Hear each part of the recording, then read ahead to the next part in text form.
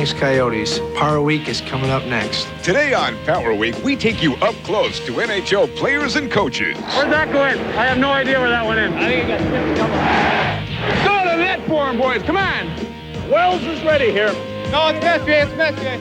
And in Streaks and Peaks, it's time to get Cup crazy. See who will be facing off in the Stanley Cup playoffs. It's over, and the Blues have clinched a playoff spot. The Blues are in the 1997 Stanley Cup playoffs. Going to the playoffs in Ottawa.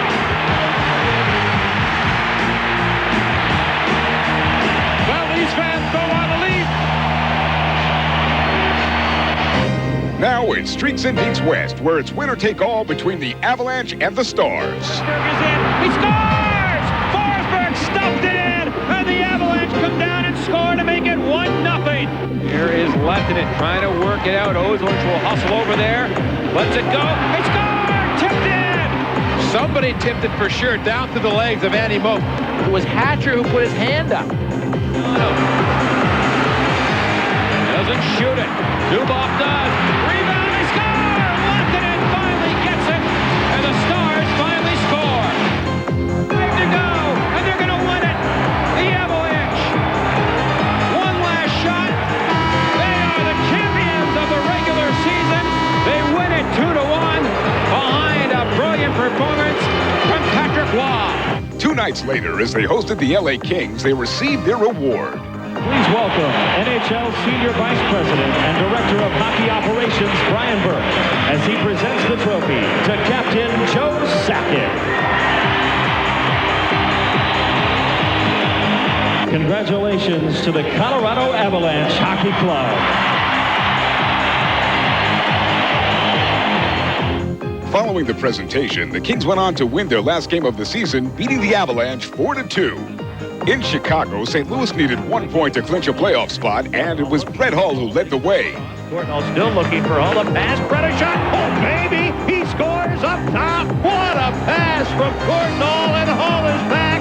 Hull's 500th goal as a Blue gave his team a 1-0 victory, clinching a playoff spot. They only needed 1 more point to secure the 6th spot going into the final game. Here's a steal. It's Matteau shooting. He scores. The Blues score a short-handed goal here in the opening period. The Blues defeated the Red Wings 3-1 and are seeded 6th in the playoffs.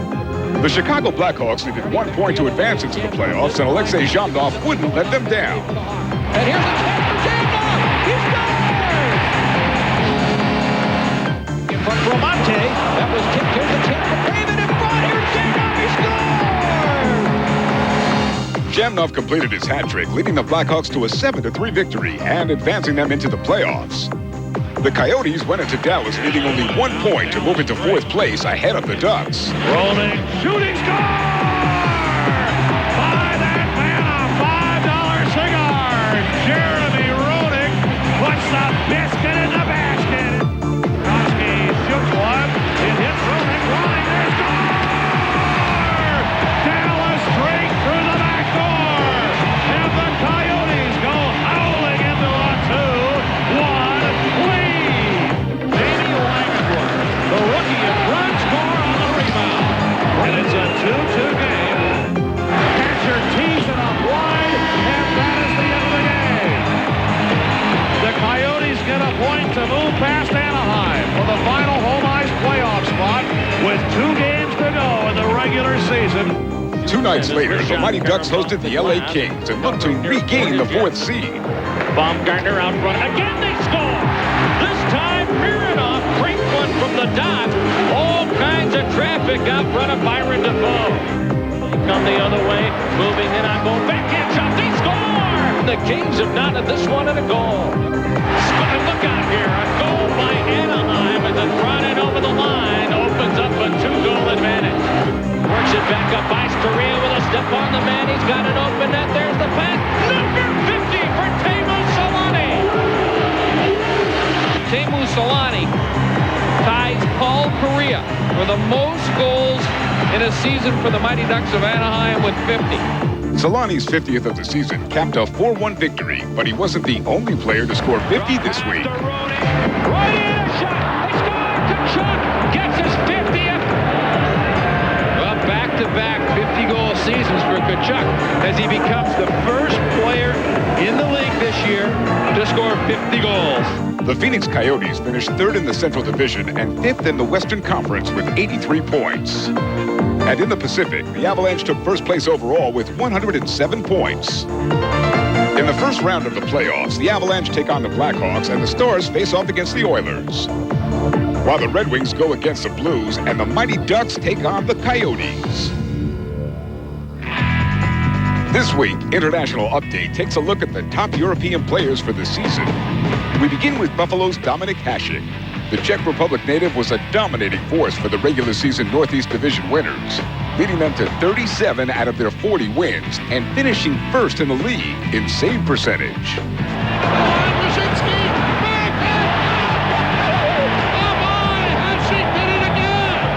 Another player who had a big role in his team's success was Finland's Timo Solani. He helped the Anaheim Mighty Ducks to their first playoff appearance in franchise history. Solani finished second in the NHL in scoring with 51 goals and 109 points, also leading all European scorers. Curry over the line to Solani. All alone, he scores! Timo Solani! Leading the way for defensemen is Latvian Sandis Ozilic, who finished second in scoring for defensemen with 23 goals and 68 points. His strong play helped the Avalanche to a franchise record 107 points. And Gardner is back on, but here comes Ozilic. Right, and he scores! Sandis Ozilic! The Phoenix Coyotes are in the playoffs largely due to the great play of Nikolai Khabibulin. The Russian goaltender set a personal high with 7 shutouts, all of which occurred after the All-Star break. Nikolai Khabibulin slams the door. That was an unbelievable save by Khabibulin. Sweden's Mats Sundin also had a great year, finishing in the top 10 in scoring with 94 points. Against the Leafs this season, they've scored 3 times with 12 opportunities. Look at the play by Mats Sundin. He scores! Oh, boy!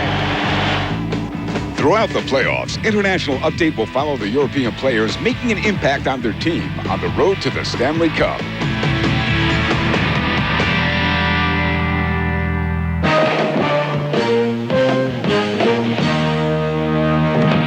It's the moment you've been waiting for. Find out who's in the Eastern Conference playoffs in Streaks and Deets. Martin Brodeur had another shutout this week, this time against the Bruins. Backhander, save Brodeur! Martin Brodeur with his 10th shutout of the year. Brodeur became the only goalie to register 10 shutouts this season and helped the Devils earn their first division title in team history, as well as top seed in the East. The Devils' next stop was in Philadelphia, a game which some called a preview of the Eastern Conference Finals. Holik protecting the puck. He scores! From down the penalty box. Bobby Holik. New Jersey would build a 4-1 lead, but the Flyers would respond. Here was Lindros. The third up to the net. Lindros scores, and he ripped that one. Oh, here's LaClaire again. Fiddles way to the net. Penalty time. Look, there it is. He gets it.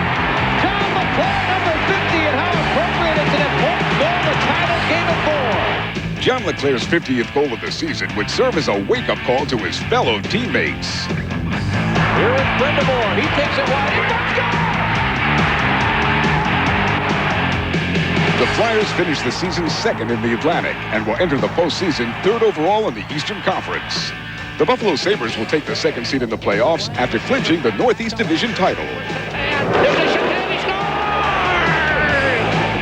And the Buffalo Sabres are a dozen seconds away from being crowned Northeast Division champions. The Buffalo Sabres clinched the division title for the first time in 16 years and earned themselves the second spot in the Eastern Conference playoffs. The Florida Panthers hosted the Penguins this week, looking for 4th place in the East and home ice in the playoffs. Shepard cross, one of the best stars! Kurt Muller, his first as a Panther! Panthers lead 3-1. 24 seconds later, Penguin superstar Mario Lemieux would try to light the lamp for his 50th goal of the year. Mario Lemieux 6 for 8 in penalty shots. 30 goals against Van Beesbrook and scores his 31st. Lemieux has now hit the 50-goal plateau 6 times in his illustrious career. However, it was too little too late as Florida held on to defeat Pittsburgh 4-2, securing 4th place in the Eastern Conference and home ice in the first round.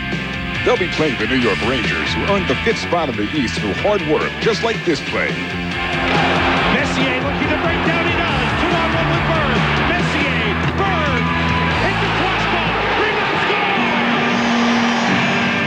However, the Penguins could still move into fifth with a win over Boston in their last game. Selection. Mario Lemieux holding, backhand flip. Wow, what an assist! Goal scored by Eddie Olczyk on a magnificent feed from Mario Lemieux. The Penguins were outgunned 7-3 and fell to the number 6 spot in the East.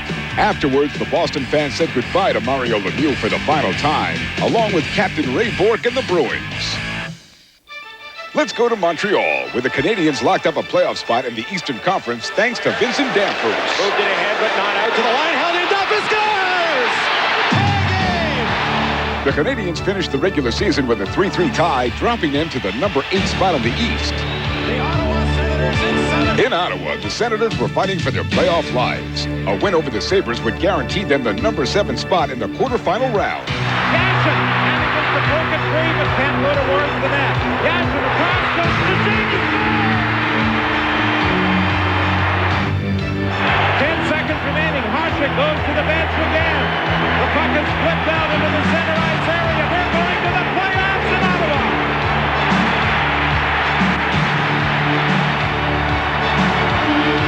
After 4 years of having the worst record in the NHL, the Ottawa Senators celebrated their first playoff berth. They grabbed the number 7 seed and will face Buffalo in the playoffs. The Hartford Whalers said goodbye to Hartford in their season finale with a 2-1 win over Tampa Bay. The Whalers are leaving Hartford after 23 years and will find their new home in the near future. Finally, Pittsburgh paid tribute to star center Mario Lemieux at his last regular season home game. Fans needn't worry. They'll see plenty of Lemieux in the playoffs before he hangs up his skates for good. Let's take a look at the final standings. The Penguins finished second in the Northeast and 6th overall. In the Atlantic, the New Jersey Devils took first in their division and first overall in the Eastern Conference. The Devils will take on the Canadiens in the first round, while Buffalo will host the Ottawa Senators. Interstate rivals Pittsburgh and Philadelphia will go head-to-head, while the Panthers play host to the New York Rangers. In the news, after much speculation, Mario Lemieux has confirmed that this will indeed be his final NHL season. I think that my decision was made last September, and it hasn't changed since then. So that's why I made the announcement, so we can start concentrating on what's more important, which is the playoffs right now. And, you know, I want to have a clear mind going into the playoffs and give it my best shot and go from there, really. On the ice, Lemieux ended the season with a bang, capturing his 6th Art Ross Trophy as the NHL's leading scorer. Looking at the rest of the scoring leaders, Anaheim's dynamic duo of Teemu Selanne and Paul Kariya finished 2nd and 3rd respectively. And Pittsburgh's Jaromir Jagr managed to crack the top 10 despite missing 19 games. Elsewhere, the Devils' goaltending tandem of Martin Brodeur and Mike Dunham took home the William Jennings Trophy, awarded to the team with the best goals against average. Pekka, save, Brodeur! Mikey is in. Oh, and a save by Dunham. In other news, this season will mark the last for a trio of linesmen who have combined to work over 5,000 games. Bob Hodges made his debut in October of 1972. Leon Stickle ends a 27-year career which began in October of 1970. And linesman Ron Asselstein will close out 18 years of service with over 1,500 games under his belt. Elsewhere, the NHL set a new attendance record, eclipsing last year's mark of over 17 million fans. Montreal set an NHL team record with over 850,000 fans attending the Molson Center. Turning to injury news, Montreal defenseman Peter Papadnik will be out 2 to 3 weeks with a rib injury and could miss playoff time. On a lighter note, Colorado's Yui Krupp is known for battling Panthers and Coyotes on the ice. But off it, Krupp turns his attention to dogs. Featured in an upcoming issue of Dog World magazine, Krupp discusses his love for his other team. This is Yuri. He's the old man on the block. Works really hard. He's a good boy. He's like a defenseman, aren't you? And this guy's Castro. Come here, Castro. He's the lead dog. Come here. It's almost more than a hobby because it takes a lot of time, and it's your whole life kind of revolves around it.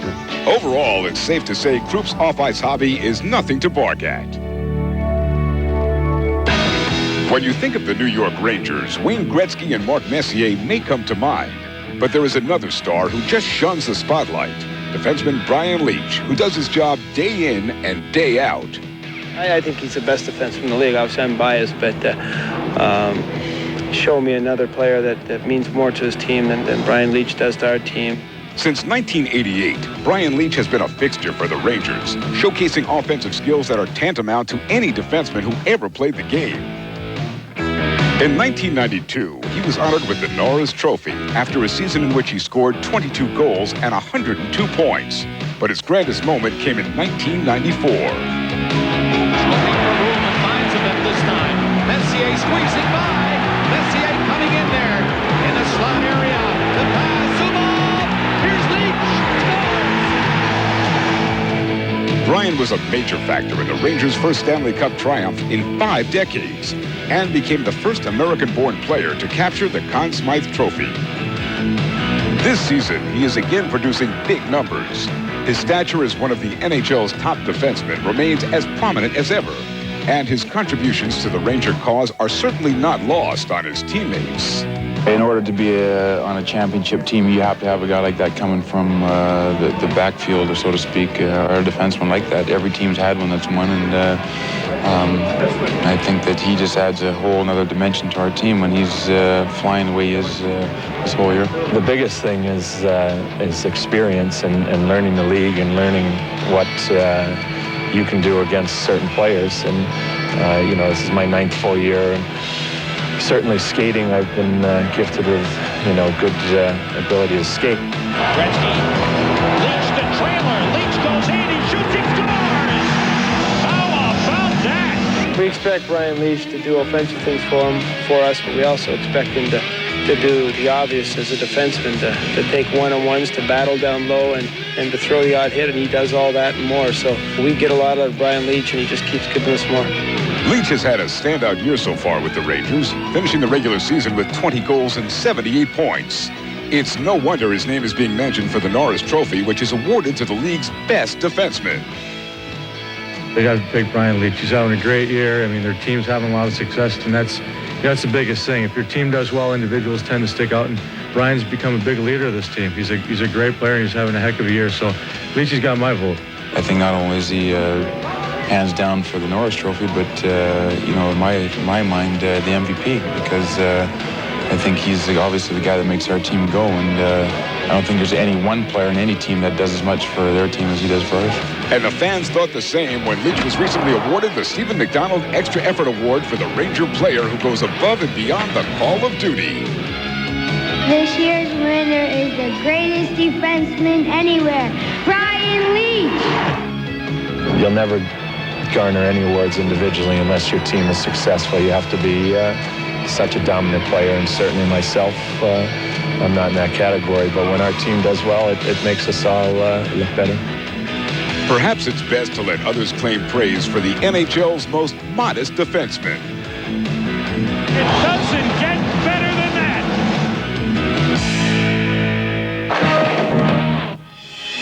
The final month of the NHL's regular season is a time when players narrow their focus and raise their intensity level as teams jockey for playoff positions.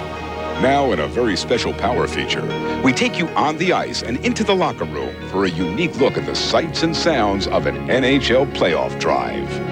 We said at the beginning there yesterday, this was a game that we really shouldn't have to motivate anybody to get up for it. We know we have to be close to our best to beat this team because they're going to work very hard. Oh, now, come on now, boys. Same way, guys. Patient, discipline. We cut the goal against, guys. Let's play the same way. Come on, Z, let's be rolling, eh? Take that puck and fight. Come on now. Come on, Shieldsy. Big as a wall in there. Come on now. Lots of shots, boys. Lots of shots. Here we go, eh? Boys, use 4 lines right off the hop, but 35, 40 seconds apiece. Jump on them quick. All right, time to go get a win. Come on now, Red, let's be jumping. 2! Put in that, Dex, go! Come on, let's get her going, gang, right here, right now. Get over here, Humper. Get over here, come over here. Screwlin, get over here. Okay, right here, boys, let's get on the board. Come on, Donald. Come on, Dex, come on, Cousins. Raise it out, come on.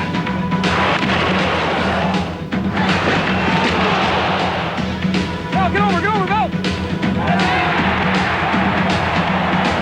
Guys, keep on playing the same way, because these guys are trailing by 2 goals, and they're gonna open up. We want to keep moving the puck ahead quickly. And ahead. Let's move it ahead all the time. Make sure we keep that puck deep against this puck. Finishing checks and getting that puck deep. We have too many turnovers. We got the puck right here, Donald. A couple times we just said we throw it up line. So let's play the same way, boys. Okay, guys? Let's go and win the second period now. Come on. Come on, let's go.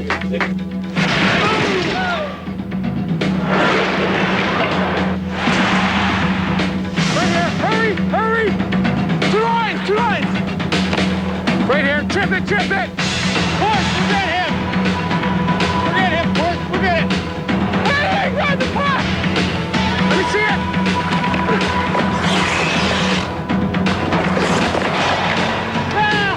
Yeah! What is that? If you don't hit it, I got a wide open net. Yeah, it's bounced off. Come on, my foot. Boys, just make sure, guys, in that third period, boys, mark, guys. Look about the giveaways, okay? We did have 5 giveaways there in the second period. When we do have the puck and things are a little bit muddy out there, keep it out of the middle of the ice. Don't try and pass it through some of their skilled people. They've got great sticks and they're looking to cheat. They're looking to knock pucks down. With all that said, we had a pretty solid period. We can play better than we played. It's a 1-1 game. Let's make sure we have a good period. Let's win this one. Come on, man, let's go. Come on, let's be ready to go here. Come on. Come on, keep going physical, keep going short and hard now. Come on, kid. A lot of game left here, boys. A lot of game left.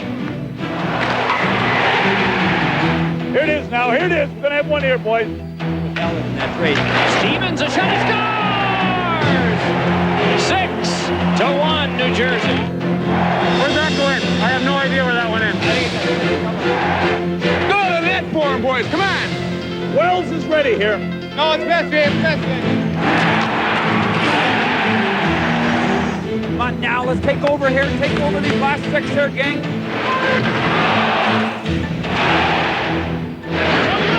Oh, yeah! Down you go!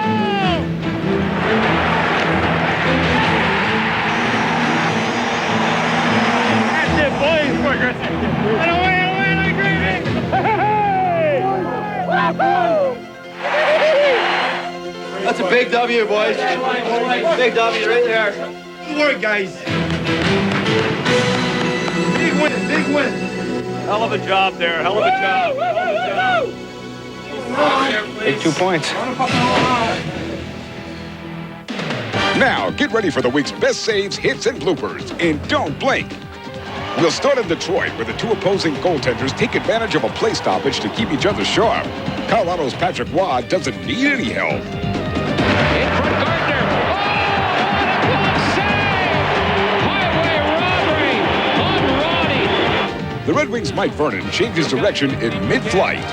Mironov again the drive. Smith on the backhand. Oh, what a save there. Nikolai Khabibulin extends to make the save. Here's a drive and a save by Khabibulin. A tremendous stop. In Chicago last week, the St. Louis Blues were great in stopping themselves. McInnes fakes the shot. Now a pass deflects off the post. Leetch hits the post. More on St. Louis later, but now some great hits. Crossball. Oh, there goes Samuelson for that open ice hit.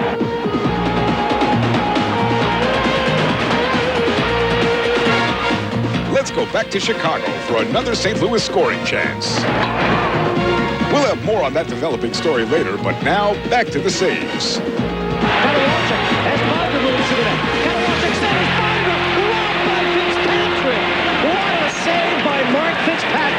In Anaheim, the goaltenders are not the only ones who make stick saves.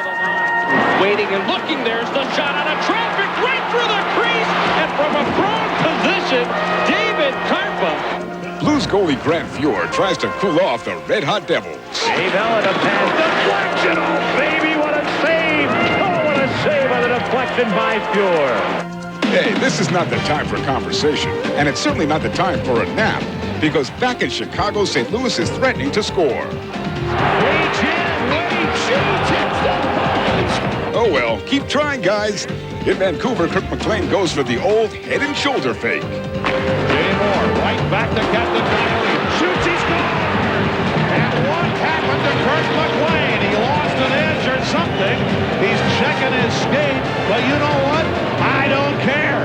Here's somebody who cares, Martin Brodeur. Dug it out, fed it over to Brewer, alone in front. Oh, and a denial by Brodeur, and then it clicked off the outside of the goal. San Jose's Wade Flaherty defends his goal well. And Forsberg on a breakaway! Glove save by Flaherty. And lightning fast is Rick Tabaracci. 4.5 gone in this third period. Green centers, Puffy, oh, he's robbed! And I think St. Louis is finally going to score. It's now time for our first Power Pack game of the week. We start off with an Eastern Conference battle between the New Jersey Devils and the Tampa Bay Lightning. The Lightning need to win their 4 remaining games to qualify for the 8th playoff spot in the East, while the Devils are chasing home ice advantage throughout the playoffs. We join the game in the second with no score. Brodeur out to play it around the boards for Lyle Oderline. He is checked by Burr. Here comes Jeff Norton pitching in, throws it to the front of the net. Cicerelli was there, just failed to get the stick on it. Knocked down by Toms into the Devil's zone and is recovered by Lyle Oderline. Around the boards. Taking away Cicerelli, a shot right on the save by Brodeur. Here is Toms making a move against Ralston. Then a move against Ellett. Wraps it right in front. Loose puck there. Now Toms in the corner battling against Ellett. Good play by Ellett. They get it to McKay, and he clears it out of harm's way. Had to be a good play by Ellett because of the play by Jeff Toms. I mean, this rookie has had 2 consecutive excellent shifts, and the Lightning are really now taking the play to the Devils. When they can get the puck down low, they're able to get some kind of attack going and get a scoring chance. They've generated a scoring chance from down low every time they've been able to get the puck deep. Bouncing puck towards Brodeur. He let it go. Niedermeyer, again, the pressure of the Lightning. Here is Bradley, snaps the shot, score!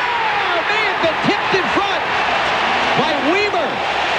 As Bradley let the shot go, and Martin Brodeur immediately looks skyward like, I can't believe that a puck went behind me between the pipes. So the shutout streak ends for Marty Brodeur, but more importantly for Brian Bradley, Jason Weaver, and the Tampa Bay Lightning. They get the lead. They are up 1-0, and the puck again got deep into the New Jersey zone. There was a turnover, and the Lightning made him pay. And the guy that can do it better than anybody, his first game back since January, Brian Bradley. Watch this move right there. And Peterson went to check him. Oh, what a tip that was. But rookie Dennis Peterson went to take Bradley, and Bradley gave him a little move that pulled the puck inside, and Marty Brodeur shutout ends at 213 minutes and 52 seconds. As if anybody in this building could care about Marty Brodeur having that busted.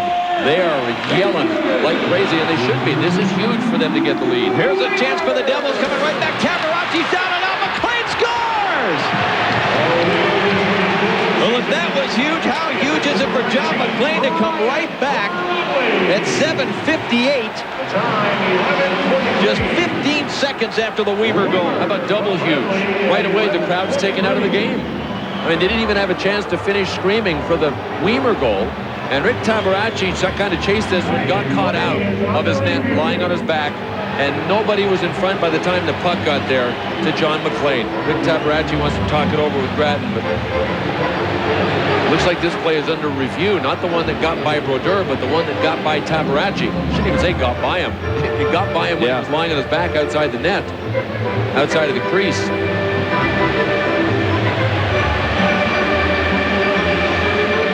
Well, Jay Pandolfo was in the crease, but I don't know how you could argue that he was in there of his own volition because Jamie Huscroft was right behind him. You know what? It looked like he got out before McLean shot the puck in, and you can't tag up.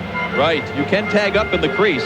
So it's my feeling that he was pushed in to begin with when he was trying to stop, and you bring up a good point, Dave. He was out of the crease before it even got in, before the shot from McLean even got in.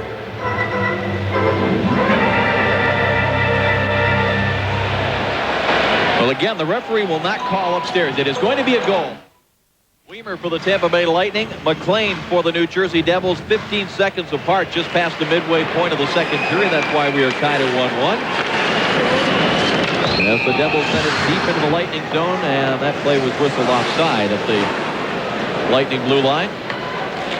Well, sure don't want to take anything away from the Tampa Bay Lightning because they are playing an inspired game. They are really, really jacked up and ready to play, but I've seen Jacques Lemaire's team play a far more disciplined style and a far more disciplined trap many times. And when you take into consideration that Tampa's had 47 total rushes, they've been able to carry in on half of those, and that's astounding against the Devils' trap. They've been able to dump in 16 times. Up to 39 out of 47 they've been able to penetrate. Dave, you've seen the Devils to know enough. Yep. If they are on top of their game, those numbers should not be where they are.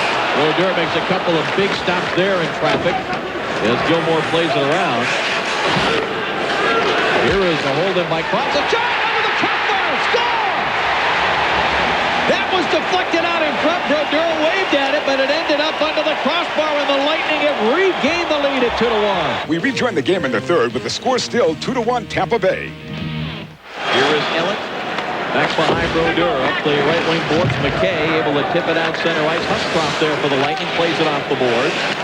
Bouncing puck center ice. Came to the Devils' blue line. Ellett controls. Slides it ahead for McKay. McKay has Pandolfo cutting for the net. Play. Jay Pandolfo going to the net with his stick on the ice. Nicely done.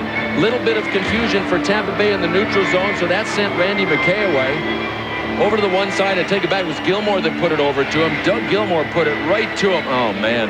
Well, that's why they got Doug Gilmore, to provide that kind of passing offense. Doug Gilmore is a setup man, second to only a couple that have ever played the game. With the game tied, we now move to the final minute of overtime. Last minute of the overtime. Bird knocks down the clearing attempt by Brodeur. Bird plays it with a skate, goes back to the line for Holder. Holder snaps it up the glass. Bouncing puck, chopped at by Danico out to center ice.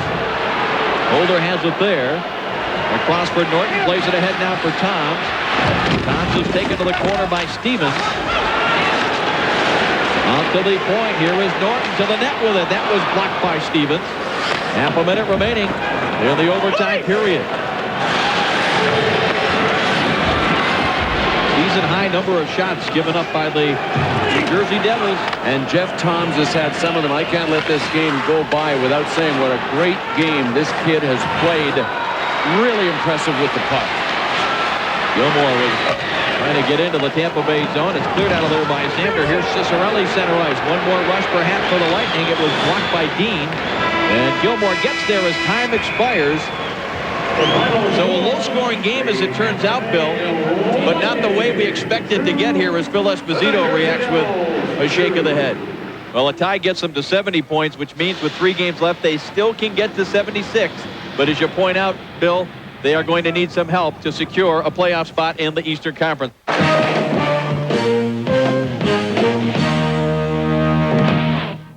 Chicago, it's the Blackhawks against the St. Louis Blues. Both teams have 77 points, and they each only need 1 point to make the playoffs. Let's get right to the game. Wherever your seat may be, pull it up. Let's enjoy this one. These teams really need to get some points, both of them. Pronger has the puck for the Blues, far side. Bellerin shoots it in. He's on with Conroy and Leetch. On with Pronger is Kravchuk. Pronger keeps the puck in, and it's knocked down by Steve Smith. His pass ahead too far for Probert. Pronger whacks the puck high in the air off the boards. Tipped in by Pellerin, who's knocked down by Smith. Oh, what a save by Hackett on Leetch.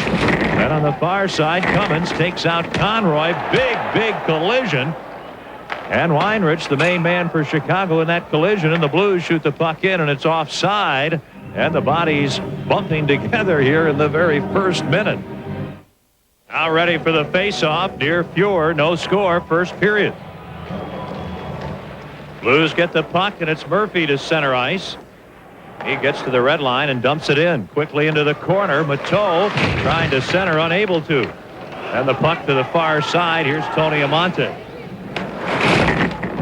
Well, I'll tell you, everybody hitting. Turgeon with a puck. Trying to get away from Sikora, centers, and Suter intercept. Now up the wing to Amonte. He'll shoot the puck in. And quickly to it, Krivo-Kravtsov. He's tied up. Zomnov checked by Pronger. And Turgeon, nice little flip pass to Kravchuk. No score, first period. Blues changing as Kravchuk shoots the puck in. Here's Amonte for the Hawks. Having to leave it under pressure. Then Hull in there bothering Gary Suter. And along the boards, Courtnall dump Petrovicki. but play is stopped. Gerard Gauthier, the veteran linesman way out at the center ice area, saw a hand pass. That's why the action comes to a halt. Blues have the puck in the Chicago end, centered, and Hall's shot goes well wide as he was checked by Smith. All out there with Courtnall and Petrovicki. The puck to center ice. Shantz stopped by Hull, who plays it to Courtnall. His pass broken up. This is Jeff Shantz for Chicago. Just getting over the line, losing the puck. Petrovicki to Courtnall. Courtnall looking for Hull. They crisscross. Courtnall still looking for Hull. The pass, Breda shot. Oh, baby! He scores up top. What a pass! What a pass from Courtnall, and Hull is back, and the Blues have a lead of 1-0. Number 42 on the season, his 500th goal with the St. Louis Blues. And the Blues did a great job clearing the puck at their own blue line, and a good job by Petrovicki. Took the hit to make a play. Now watch what Courtnall does. What a pass coming up here. Flips it over the stick, onto the stick of Brett Hull, and what a rocket with the wrist shot over the glove. Look at this pass again, over 2 sticks. Landed perfectly on the stick of Brett Hull, and no one does it better than that. Since there was no scoring in the second, we rejoined the game at the end of the third period with the Blues up 1-0 on Brett Hull's goal. 3:20 to go. Here's Petrovicki intercepting. He shoots, and off Weinrich wide. Dimitrov flips the puck behind the Hawks net. The Blues are changing. They need good short shifts. Up to Ethan Morrow, 3:08 left. Hull's goal, the only goal of the game. Morrow takes a bit of a dive. The crowd thought there should have been a penalty, and the Blues able to clear the puck out. Suter just plays it back in over the line, and Kravchuk dumps it out. 2:53 to go. Here's Michael Sikora for Chicago in front. Look at that play by Pronger, just tipping the puck barely away from Probert. Kept in. Sikora shot blocked. Here is Suter. His shot deflects off Murphy over the head of Fuhr of the glass and into the crowd. And that stops the action here at United Center with 2 minutes and 37 seconds to go. Can the Blues hold on? How many times tonight, Kenny, have you said the shot's deflected, the pass is deflected, the pass hits a stick? I mean, it's happened almost this entire game. And again, it's something that Joe Quenneville has taught these players. Not to turn your back on the play. Make sure you've got your man, but keep looking at the puck and use your stick to put in the passing lanes. And they've done a great job of deflecting shots and passes in this game. The Blues looking for their only victory of the season here in Chicago. Earlier they lost 6-4 and played a 4-4 tie. The puck to center ice, up the wing. Leetch 2-on-1 with Pellerin. Leetch the shot, and a good save by Hackett. The Blues have been anything but defensive. I mean, they've had some decent chances in the last 5 minutes protecting a 1-0 lead. Well, Chicago, their defensemen are pinching every chance they get. That's allowing 2-on-1s. Here's Leetch with Conroy and Pellerin. Leetch a shot and a stick save by Hackett. 2:10 to go. Sikora wrestles Conroy down. Gary Suter with a puck for the Blackhawks. The shots now favoring the Blues, 23-22. Hawks at center ice. Can't work it in. Back the other way, Leetch at the end of a shift. Turgeon to the net. The shot by Leetch goes wide. 1:47 left. Leetch's arms are getting tired.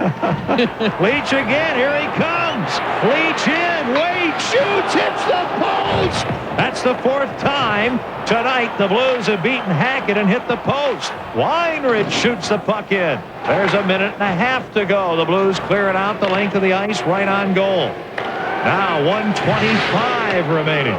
1-0 Blues. Hull scored in the first period. A tie or a win here, and the Blues are in the playoffs again. Amante over the line. Into the corner. Kriebel cross-off. Behind the net to Amante. He centers. Tipped away. A race for the puck, and it's kept in. Now the goaltender has gone to the bench, Hackett, but play is stopped as Hackett went racing to the Chicago bench. 44 seconds. You can watch the time tick down. Long shot. Fuhr the save. Hackett has gone to the bench with 40 seconds remaining. Can the Blues hold on? Centering. Oh, the shot by Suter goes over the net. It's not over yet. And the puck cleared out. 28 seconds. Chicago with the extra attacker.